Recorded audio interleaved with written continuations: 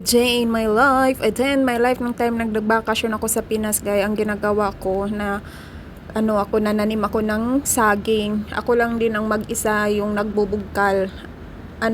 Nakabugkal ako ng 15 piraso nagkabugal ako. Kaya ayun, medyo hindi naman matigas yung lupa kasi nga laging umuulan doon, kaya madali lang siyang ibugkal. Tapos kinaumagahan naman yan, nilagyan ko na yan ng fertilizer o abono. Yung nilagay ko, meron naman kaming mga kambing at may bahay. Of course, maraming tai. Yung tai na lang ng kambing ang nilagay ko dyan sa butas. Nilagyan ko ng isang pala. Kanang pala gani nga ipala nimo og maghukay kag simento, graba ingon ana o tag-iisang pala bawat butas na paglalagyan ko o pagtataniman ko ng saging kinabukasan. Kasi nga kinabukasan high tide or malaki yung dagat. Alam mo naman sa Pilipinas, meron talagang mga patuo-tuo, 'di ba? Di ko alam kung meron siyan sa inyo, pero meron kami niyan. Pag manananim, kailangan mataas yung dagat, ganon, para daw yung mga pananim mo mas lumalago at marami ka ring aanihin in the future. Kaya yun, nagsipag ako kasi kailangan din natin na meron tayong aantayin na grasya. Mas maganda din kasi sa pakiramdaman natin na yung mga aanihin natin ay galing sa sipag. Kaya yun, sinipagan ko talaga na magbubugal. Baka maisip nyo, ba't ikaw nagbubugal dyan? Sana yung asawa mo? Single mom pala ako, meron akong isang anak, kaya kailangan tayong magsipag. Hindi yung umaasa lang ako sa pamilya ko o sa mga kapatid ko. Kailangan natin kailangan talaga. Para naman makita din ng anak ko na nagsisipag ako para sa kanya, para sa future namin. Sabi naman din ng tatay ko, may bakante naman dun sa likod ng bahay mo, bakit di mo na yan taniman ng saging? Daw ako, yung magbayad lang ako ng magbugkal at saka magtanim. Sabi ko, andito naman ako, kaya ako na lang din ang magbugkal at ako na din ang magtanim niyan.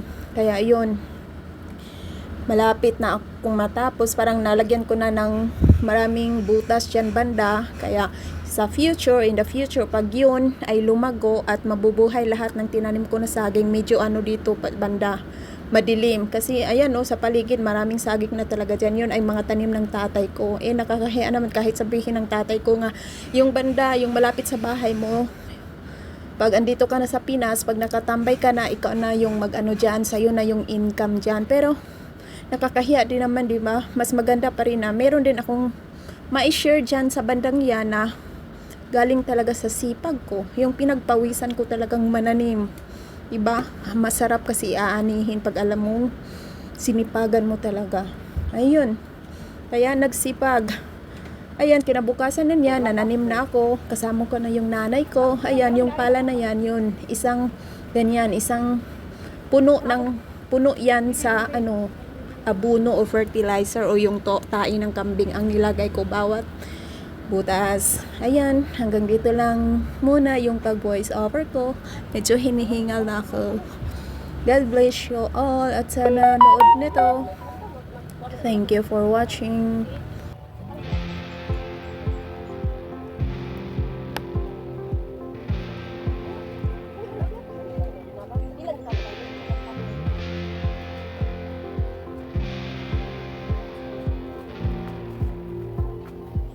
Don't lose your way in the details.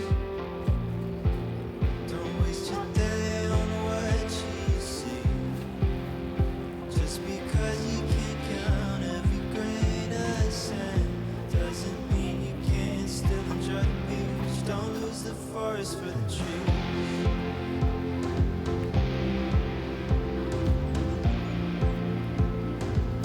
Don't lose the forest for the trees.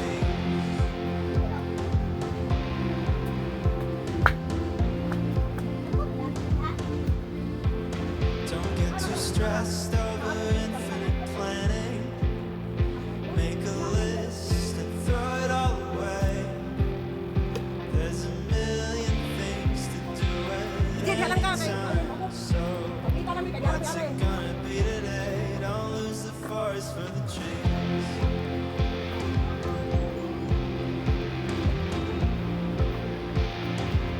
Don't lose the forest for the trees.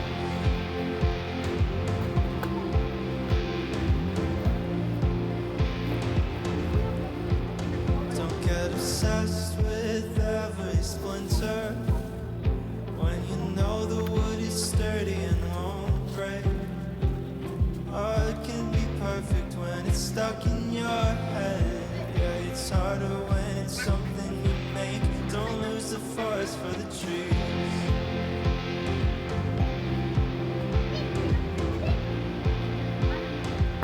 Don't lose the forest for the trees.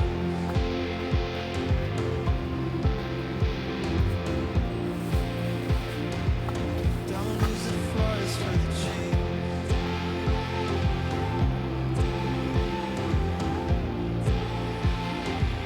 Don't lose the forest for the trees.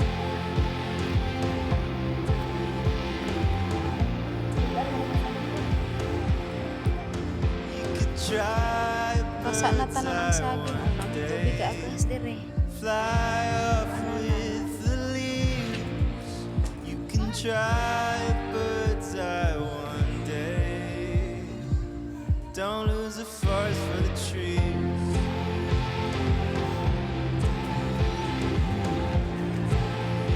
Hala, mukatay aning kayo sa ubos. Forest for